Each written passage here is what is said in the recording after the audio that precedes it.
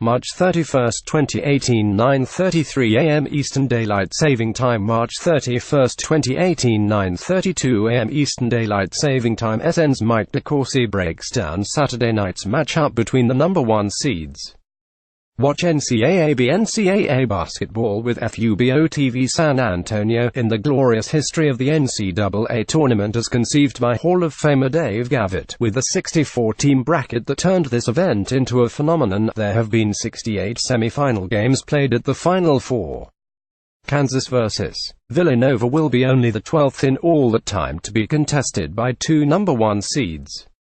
More NCAA tournament brackets are what we'll get when the Jayhawks and Wildcats take the floor at the Alamodome is a rare treat, a game between 2 teams that have excelled throughout the season. Each had its momentary lapses, and each has surged through March with 3 consecutive conference tournament victories, and 4 more in the tournament that matters most. Final Four matchup: Kansas vs. Villanova. How to watch the Final Four matchup between Kansas and Villanova will tip at 8:49 p.m. EDT will air on TBS and can be live streamed on ncaa.com or the March Madness Live app. No. 1 Kansas coach Bill Self, 3 Final Fours, 1 NCAA championship overall record, 31-7 scoring leader Devontae Graham, 17.2 PPG rebounding leader Udoka Azubuike, 7.1 RPG assists leader Devontae Graham, 7.3 APG famous non-athlete alum, actor Don Johnson. Number 1 Villanova coach Jay Wright, 3 Final Fours, 1 NCAA championship overall record, 34-4 scoring leader Jalen Brunson, 19.2 PPG rebounding leader Omari Spellman, 7.8 RPG assists leader Jalen Brunson, 4.6 APG famous non-athlete alum, playwright David Rabe. Best individual matchup: Kansas C. Udoka Azubuike vs. Villanova C. Omari Spellman. It'd be so easy and so obvious to say the battle between All-American point guard Devontae Graham of Kansas and Sporting News Player of the Year Jalen Brunson is the one to watch. There is plenty of glamour there, but the game is more likely to be decided by how these 2 very different big men contend with one another. Azubuike may be the strongest player in Division I basketball, so overpowering that 118 of his 207 baskets this season were dunks. Those fuel a shooting percentage of .772 to 87 percentage points better than the number 2 player in field goal accuracy. Spellman is a .446 three-point shooter with 62 makes on the season. When Spellman encountered foul trouble early in Villanova's second-round game against Alabama, it revealed how dangerously thin the Wildcats are at that position. Spellman has no choice but to be careful in defending the inside. The good news about guarding Azubuike is that if you let him catch it in his preferred space, he's so overwhelming you might as well get out of the way and allow him to rip off the rim. Kansas must decide how to contend with Spellman's ability on the perimeter, and his ability to advance the basketball when given enough space.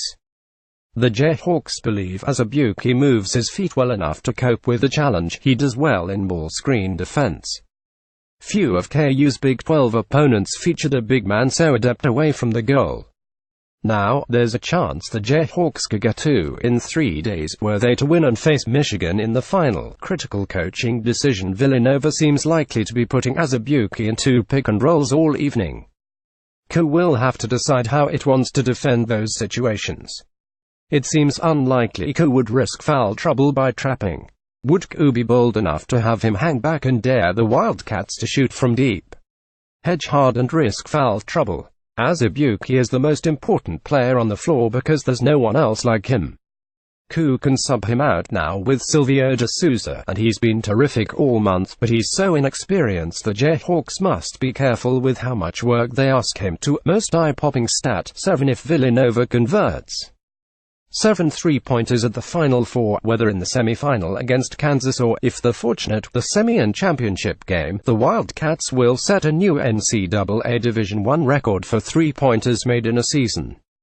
The old record was established in 2006-07 by VMI, which played an all-out, up-tempo style and hit 442 of 1,383 from long distance. That represented 38% of the baskets made by the Key Days. Villanova gets just about as much of its offense from long distance. Get to know Villanova redshirt junior guard Phil Booth. You should know him well already, because he was the surprise hero of the 2016 NCAA championship game. When Villanova chose to abandon its customary offensive approach in the final against North Carolina and rely on isolations, it was Booth who best was able to exploit his matchup and wound up with 20 points on 6 of 7 shooting from the field and 6 of 6 from the line. You have an excuse if you've forgotten, though, because Booth missed nearly all of the 2016-17 season with an injury, and he has been a quiet role player for most of this season and all of this tournament. He also missed 7 games at mid-season with a broken hand. He still can deliver a scoring outburst when necessary and available. He scored 20 points in a big win over Gonzaga and 21 in the first of 2 victories over Xavier. But otherwise he functions as a connector and does his job beautifully. The pick. Villanova. This has been the best team in college basketball from the start of the year, and though Kansas has closed the gap, this ought to be another step forward for the Wildcats. Were this game played at the end of February rather than now, they would be an overwhelming choice to win. Kansas is a different team because of shooting guard Malik Newman's surge. He is averaging 22.7 points in March tournament games, and that has made KU a different team to defend.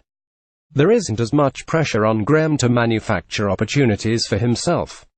He can spend a lot of his time running the show. Villanova's advantage isn't huge, but its ability to keep the Jayhawks spread on defense should provide driving and shooting opportunities that give the Wildcats the advantage.